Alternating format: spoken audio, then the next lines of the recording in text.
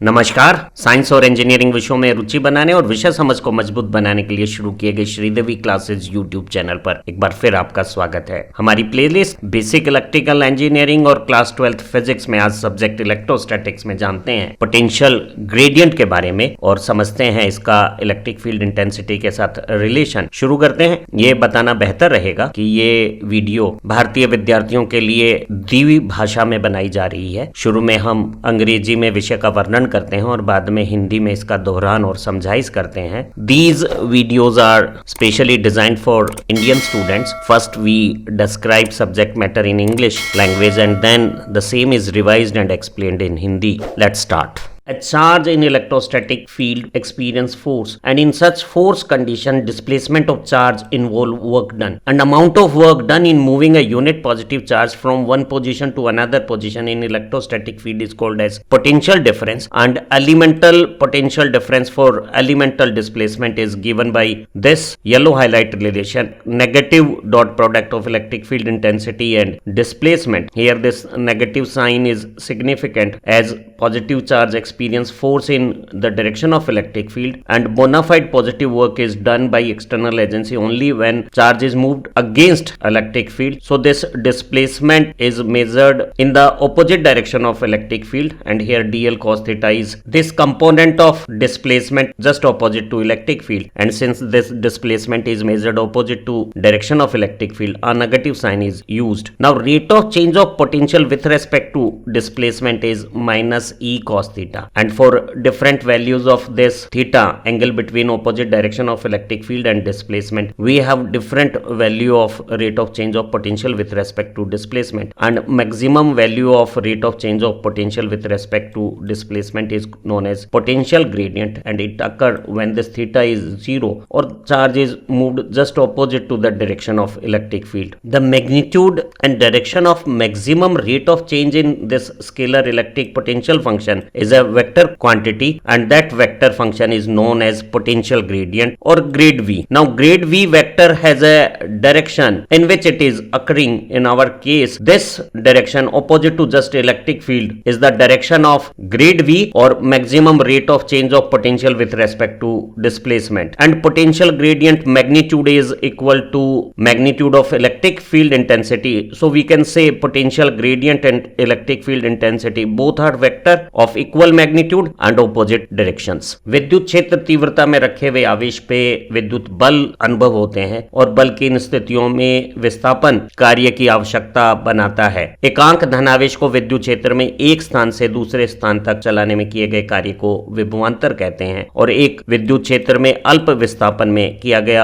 अल्प एकांक आवेश के कार्य को अल्प विभवांतर कहते हैं, और अल्प विभवांतर को इस पीले हाईलाइट अनुसार विद्युत क्षेत्र तीव्रता और विस्थापन के डॉट प्रोडक्ट का नेगेशन कहते हैं। और यहाँ जब हमने ऋण चिन्ह लिया है तो विस्थापन का वो घटक उपयोग किया जाता है जो विद्युत बल या विद्युत क्षेत्र की दिशा के ठीक विपरीत दिशा में है, और ये विस्थापन क्योंकि विद्युत क्षेत्र तीव्रता की विपरीत दिशा में देखा गया है तो यहाँ गणनाओं में ऋण चिन्ह लगाया गया है, और ये इसलिए किया गया है क्योंकि हमें पता है एक धनावेश पर धनात्मक कार्य बाह्य कारक तभी करेगा जब उसे विद्युत बल के विपरीत विस्थापित किया जाए। अगर हम dl का पक्ष रूपांतरण करें तो विभव में दूरी के साथ परिवर्तन की जो दर है वो ग्रीन हाईलाइट अनुसार माइनस e cos थीटा हो गई है, और अलग अलग विस्थापन की इस कोणीय स्थिति के अनुरूप विभव में दूरी के साथ परिवर्तन की दर के अलग अलग मान होंगे। अगर हम एक आवेश को विद्युत क्षेत्र तीव्रता के लंबवत चलाएं, थीटा अगर 90 डिग्री है तो हम देखेंगे कि दूरी के साथ विभव में किसी भी प्रकार के परिवर्तन नहीं होंगे, और विभव में दूरी के साथ अधिकतम धनात्मक परिवर्तन इस थीटा कोण के शून्य मान पर होगा जब हम आवेश को विद्युत क्षेत्र के ठीक विपरीत दिशा में चलाएं, और cos 0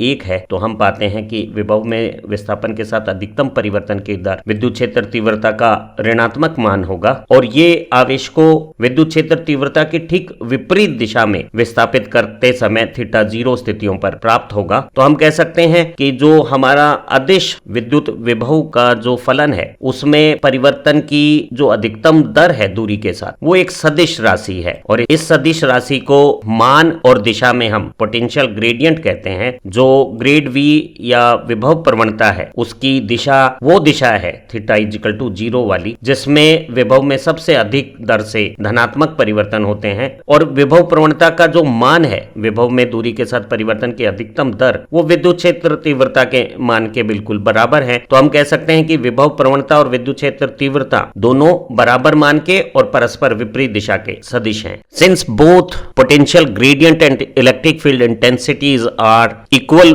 magnitude vectors of opposite direction, it become quite convenient in so many conditions to find out potential gradient or change of potential with respect to displacement, and negation of potential gradient will give us value of electric field intensity. Here the voltage variation along this x-axis distances is graphically shown here, and we have to find out electric field intensity at these three A, B and C positions. So for A position, if we see potential gradient, the change of potential with respect to displacement, and if I make my displacement from 0 to 2, then change of displacement is second position and first position difference. Similarly, change in potential is 10 minus 0 and the potential gradient is in plus x direction and it is 5 volt per meter and its negation is electric field intensity. So electric field intensity is 5 volt per meter in minus I direction, and it is also clear that electric field intensity is directed from high potential to low potential, so it is in negative x direction for position A, and a higher value of electric field intensity clearly indicate that change of potential with a displacement is having steep gradient or a higher slope as indicated here in this representation. Now take this position B, and if we take potential gradient in this conditions, the second displacement position minus first displacement position is change in displacement, and at both position potential is the same, equipotential conditions are there across position B, so change of potential is 0, so potential gradient is 0, so electric field intensity is also 0. So at equipotential surfaces where potential is everywhere the same, there won't be any electric field along those equipotential surfaces, so at B electric field intensity is 0. Now consider the position C, and for this linear change in potential with respect to displacement, the change in displacement is second minus first 10 minus 5 meter, and the change in potential is second potential 0 minus first potential, it is a negative change. So from 5 meter to 10 meter position, the potential gradient is negative 2 volt per meter, and opposite of it is electric field intensity, that is plus 2 volt per meter in plus I directions. Here potential got positive change in minus x direction when we move from 10 meter position to 5 meter position, and electric field intensity is just opposite to potential gradient is in plus eta direction or plus x direction. स्थिर विद्युत क्षेत्र में विभव प्रवणता और विद्युत क्षेत्र की तीव्रता दोनों ऐसे सदिश हैं जिनके मान बराबर हैं और दिशाएं विपरीत हैं, इसलिए बहुत सारी स्थितियों में हम विभव प्रवणता को ज्ञात करके उसी मान के बराबर और दिशा में विपरीत विद्युत क्षेत्र की तीव्रता का पता लगा सकते हैं। ये इस उदाहरण से स्पष्ट हो जाएगा। यहाँ x अक्ष के अनुदेश विस्थापन करने पर विभव में जो परिवर्तन हो रहा है वो 0 से 2 मीटर दूरी जाने पर 10 बढ़ जाता है, उसके बाद 2 मीटर से 5 मीटर के बीच में 10 वोल्ट पे स्थिर रहता है और तत्पश्चात 5 मीटर से 10 मीटर के बीच में धीमी रफ्तार से घटकर वापस शून्य हो जाता है। तो हमें स्थिति A, B और C पे विभव प्रवणता ज्ञात करके विद्युत क्षेत्र की तीव्रता ज्ञात करनी है। तो बिंदु A पे जब हम दोनों स्थितियां देखते हैं इस सरलरेखीय परिवर्तन में, तो विस्थापन की बाद की स्थिति और शुरू की स्थिति के कारण जब 2 मीटर विस्थापन किया है तो हमारा विभव बाद में 10 शुरू में 10 वोल्ट बदल गया है, तो विभव प्रवणता प्लस x दिशा में 5 वोल्ट प्रति मीटर प्राप्त हो गई है और विद्युत क्षेत्र की तीव्रता इसका ऋण मान 5 वोल्ट पर मीटर माइनस आई डायरेक्शन में चित्रानुसार समझी जा सकती है। और हम जानते हैं विभव प्रवणता विभव की धनात्मक परिवर्तन की दिशा में प्लस x दिशा में है और विद्युत क्षेत्र की तीव्रता उच्च विभव से निम्न विभव की तरफ माइनस x या माइनस आइटा दिशा में है। बी स्थिति के दोनों तरफ जो 2 मीटर और 5 मीटर स्थितियां हैं वहां दोनों जगह विभव के मान 10 वोल्ट हैं। तो जब हमने 3 मीटर का विस्थापन किया है तो विभव में अंतर शून्य हुआ है। ये पूरी समविभव स्थितियों पे विभव में किसी भी प्रकार की प्रवणता नहीं है, विभव प्रवणता का मान शून्य है। यहाँ बी बिंदु पर जो समविभव तल की स्थितियां हैं वहां विद्युत क्षेत्र की तीव्रता भी शून्य बताता है। और एक नियम है, जिन स्थितियों में विभव दूरी के साथ नहीं बदलता है उन दूरियों के अनुदिश विद्युत क्षेत्र नहीं होता है। जैसा कि यहाँ बी बिंदु पे विद्युत क्षेत्र की तीव्रता शून्य है। अब जरा सी बिंदु पे बात करते हैं। सी बिंदु के आसपास ये जो एक समान रूप से विभव में जो कमी हो रही है वो बाद के विस्थापन और शुरू के विस्थापन 5 मीटर की दूरी में 10 वोल्ट से 0 वोल्ट हो गई है। तो ये जो परिवर्तन है 5 से 10 मीटर दूरी पे वो ऋणात्मक परिवर्तन है 2 वोल्ट प्रति मीटर की दर से। अर्थात यहाँ विभव प्रवणता, विभव में धनात्मक परिवर्तन की दर 10 मीटर से 5 मीटर ऋण x दिशा में है और विभव प्रवणता का ऋणात्मक मान विद्युत क्षेत्र की तीव्रता धनात्मक x दिशा में 2 वोल्ट प्रति मीटर प्राप्त हो गई है। जैसा कि ये लाल तीर की दिशा सी बिंदु पर विद्युत क्षेत्र की दिशा प्लस x दिशा में बता रही है, क्योंकि विद्युत क्षेत्र की तीव्रता सदैव उच्च विभव से निम्न विभव की तरफ होती है और विभव प्रवणता इसके ठीक विपरीत है। दोनों बराबर मान 2 वोल्ट प्रति मीटर रखते हैं और दिशाएं परस्पर विपरीत हैं। तो हम किसी भी स्थान पे विभव प्रवणता ज्ञात करके विद्युत क्षेत्र की तीव्रता बराबर मान और विपरीत दिशा के अनुसार ज्ञात कर। This problem is very straight forward. If electric field at any point is 50 Newton per coulomb in plus I direction, then what is potential gradient at that point? So potential gradient is numerically equal to electric field intensity, that is 50 volt per meter. Newton per coulomb and volt per meter is one of the same thing, but the two are in opposite direction. So since electric field in plus iota direction, potential gradient is in minus I direction. So when we move in plus I direction, we are moving from high potential to low potential, and for positive change we have to move opposite to it in minus I direction. So potential gradient is 50 volt per meter in minus I direction. This is very good example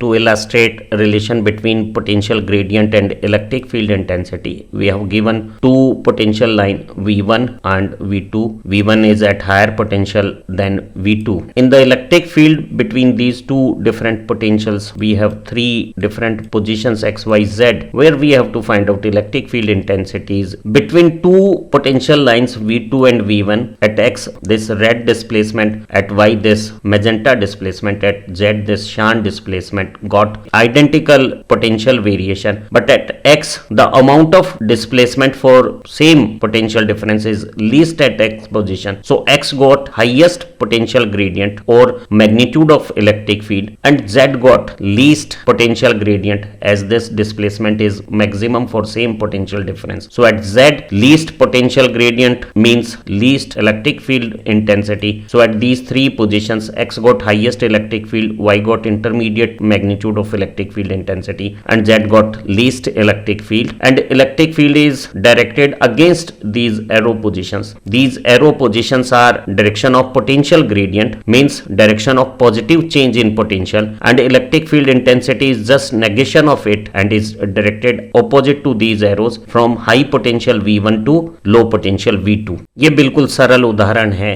दिया हुआ है कि किसी बिंदु पर विद्युत क्षेत्र की तीव्रता 50 न्यूटन पर कूलम प्लस x डायरेक्शन या प्लस आइटा डायरेक्शन में है और उन्हीं स्थितियों पर हमें विभव प्रवणता ज्ञात करनी है। तो विभव प्रवणता का मान विद्युत क्षेत्र की तीव्रता के बराबर 50 वोल्ट पर मीटर, 1 वोल्ट पर मीटर और 1 न्यूटन पर कूलम एक जैसे हैं। तो विभव प्रवणता का मान 50 वोल्ट पर मीटर है और इसकी दिशा विद्युत क्षेत्र की दिशा प्लस आइटा से बिल्कुल विपरीत माइनस आइटा डायरेक्शन में हो गई है और हम कह सकते हैं कि विभव प्रवणता और विद्युत क्षेत्र तीव्रता बराबर मान के सदिश हैं लेकिन विपरीत दिशाओं में है। यहाँ नीले फ्रेम में आया हुआ ये उदाहरण भी विभव प्रवणता का विद्युत क्षेत्र तीव्रता के साथ संबंध बहुत स्पष्ट समझा देगा। यहाँ ये जो दो काली रेखाएं हैं वो दो अलग अलग विभव की रेखाएं हैं। इस रेखा पे सभी जगह विभव V1 और यहाँ सभी जगह विभव V2 है और V1 का मान V2 से अधिक है। निम्न विभव से उच्च विभव की तरफ चलते समय विभव में धनात्मक परिवर्तन हो रहा है।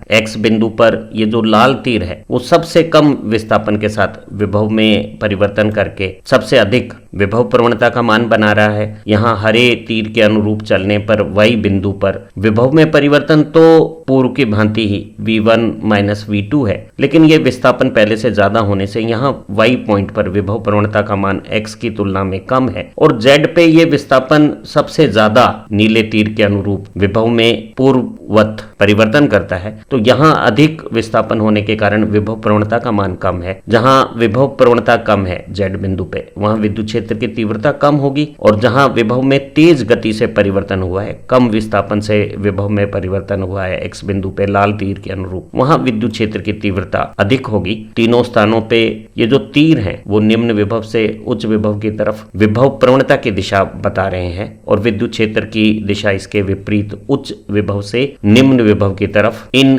विभव प्रवणता सदिश से विपरीत काले तीर के अनुसार विद्युत क्षेत्र तीव्रता की दिशा उच्च विभव से निम्न विभव की तरफ होगी। Force on unit positive charge is electric field intensity and amount of work done for elemental displacement with displacement is considered in the opposite direction of electric field. Small amount of elemental work done per unit charge is elemental potential difference and is negation of E dot dl. Now in vector notation, electric field intensity got x component Ex in unit vector I cap direction. Similarly, y component Ey got j cap direction and Ez got k cap direction, and elemental displacement got dx component along I direction, dy along z and dz along unit vector k directions, and the dot product results in Ex and dy displacement are mutually perpendicular, so the dot product of Iz or I dot k is 0, so it is Ex dx only. Similarly, Ey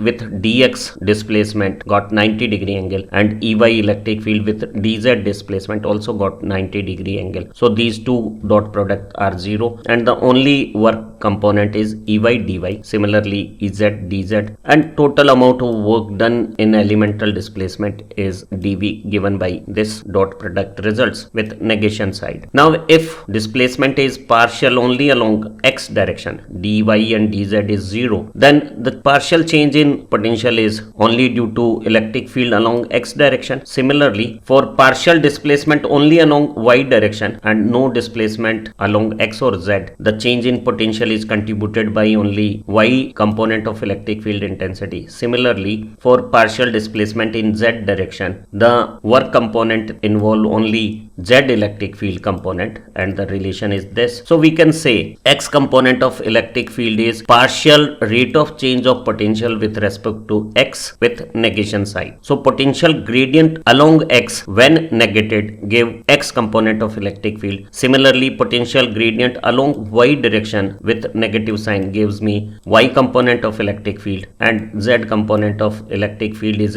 related to potential gradient along z direction. So electric field in vector notation can be write as dv by dx along I direction, dv by dy with z component and dv by dz with k component, and if v is common and this operator is considered as grade operator shown by this reverse triangle symbol, and negation of grade v is electric field intensity. This numerical example will help us to understand concept of potential gradient and its relation with electric field intensity. We have given a potential function in terms of x, y, z components in this yellow highlight, and we have to find out electric field intensity at coordinate 1, -1, 2. So we know electric field got x component as negation of potential gradient along x direction. When this potential function is differentiated with respect to x, 1 by x got -1 by x square, minus become plus 4xy. For this partial change, y and z is treated as constant, so y and 4 are constant and x differentiated with x is 1, so it is with that negative sign -4y. Since for this partial change y is constant, so this third component got 0 rate of change, and for x coordinate 1 and y coordinate -1, the values of x component of electric field is 14 volt per meter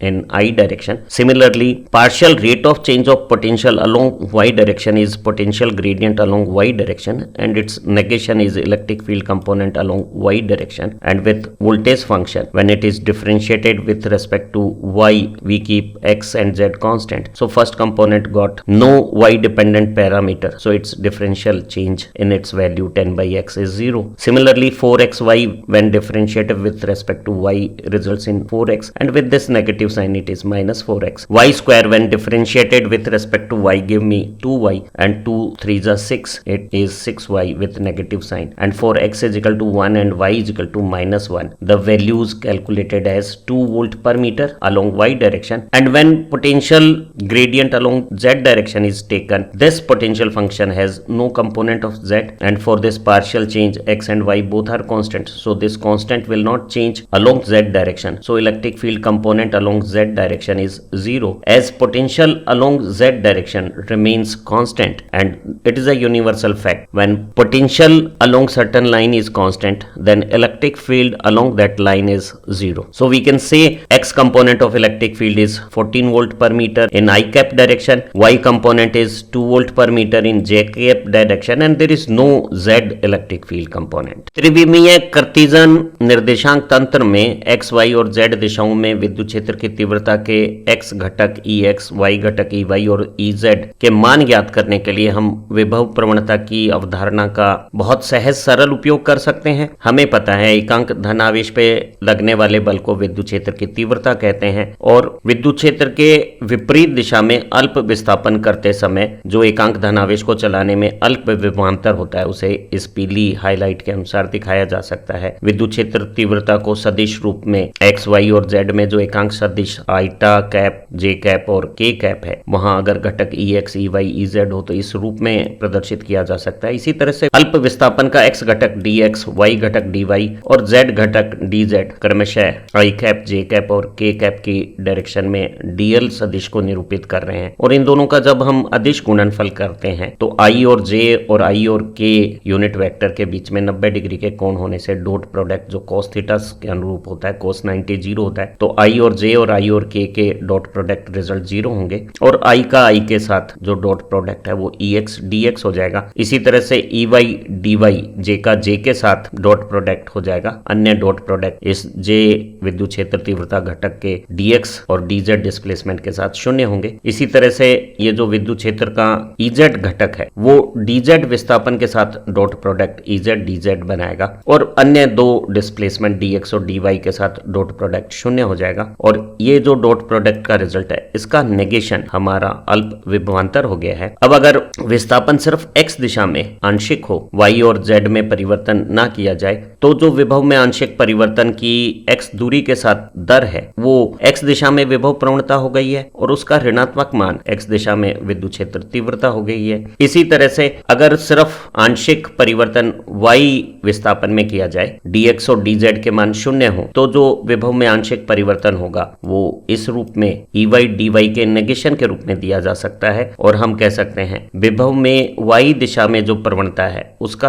ऋण मान y दिशा की विद्युत क्षेत्र तीव्रता हो गई। इसी तरह से विभव में z दिशा के साथ जो विभव प्रवणता आ रही है उसका जो ऋणात्मक मान है वो z दिशा में विद्युत क्षेत्र तीव्रता का घटक हो गया है। तो विद्युत क्षेत्र तीव्रता के इस सदिश रूप में Ex, Ey और Ez की जगह हम ऋणात्मक x दिशा की विभव प्रवणता, Ey की जगह y दिशा की विभव प्रवणता और Ez की जगह z दिशा में विभव प्रवणता के ऋण मान रख सकते हैं। विभव को अगर हम कॉमन ले लें तो ये जो अवकलन कारक आया है इस कारक को हम ग्रेड बोलते हैं, और इसे उल्टे त्रिभुज चिन्ह से प्रदर्शित किया जाता है, और ये सूत्र बता रहा है कि विभव की प्रवणता या विभव पे ग्रेड ऑपरेटर का इस्तेमाल का ऋण मान विद्युत क्षेत्र तीव्रता है। यहाँ ये खूबसूरत बात समझ लेनी परम आवश्यक है कि विभव एक अदिश फलन है, और इस पर जब हम ये अवकलन कारक ग्रेड का प्रयोग करते हैं तो जो विभव प्रवणता रूप आता है, ग्रेड v आती है, वो एक सदिश फलन रूप है। तो हम एक अदिश पे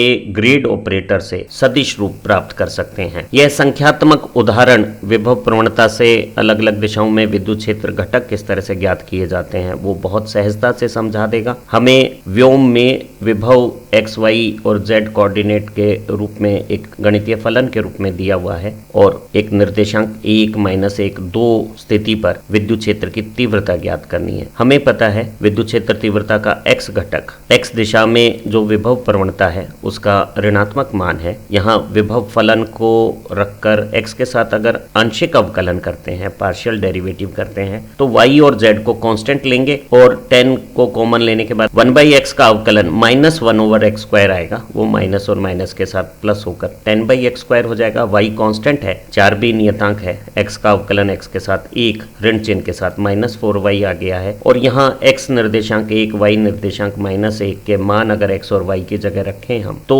x विद्युत क्षेत्र तीव्रता घटक 14 वोल्ट पर मीटर I कैप सदिश की दिशा में आ गया है। इसी तरह से y दिशा में विभव की जो प्रवणता है उसका ऋणात्मक मान मान y दिशा में विद्युत क्षेत्र तीव्रता हो जाएगी। विभव का फलन रूप रखकर आंशिक अवकलन जब हम y के सापेक्ष करेंगे तो x और z को कांस्टेंट लेंगे। तो पहले फलन में 10 और x दोनों कांस्टेंट है। एक नियतांक में y परिवर्तन पर भी कोई परिवर्तन नहीं होगा तो परिवर्तन की दर 0 है। यहाँ 4 और x अगर कांस्टेंट है तो y का y के साथ अवकलन 1, 4x को माइनस साइन के साथ -4x रूप दे देगा। y स्क्वायर का y के साथ अवकलन 2y है जो 3 से गुणा होने पर 6y हो जाएगा, ऋण चिन्ह के साथ -6y हो जाएगा। x कोऑर्डिनेट 1 और y कोऑर्डिनेट -1 पर जो मान है y दिशा के विद्युत क्षेत्र तीव्रता का वो 2 वोल्ट पर मीटर j कैप एकांक सदिश की दिशा में आ जाएगा। इसी तरह से विभव में z दिशा में जो प्रवणता है उसका ऋणात्मक मान z दिशा में विद्युत क्षेत्र की तीव्रता है। विभव फलन को अगर हम देखें तो इस आंशिक अवकलन के लिए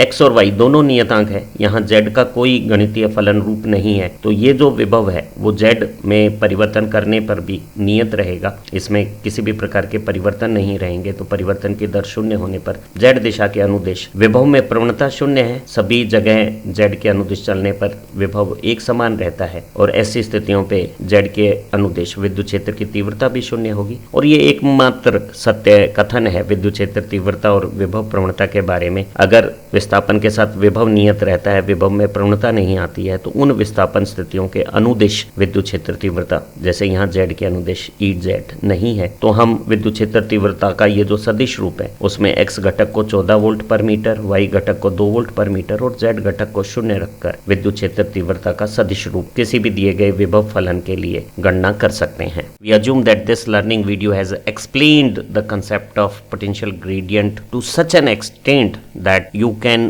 deal with examination questions and can understand its relation with electric field intensity. These learning video will definitely improve your physics conceptual understanding and increase your examination score. Keep watching. We'll meet again with similar informative conceptual learning video. Thank you very much.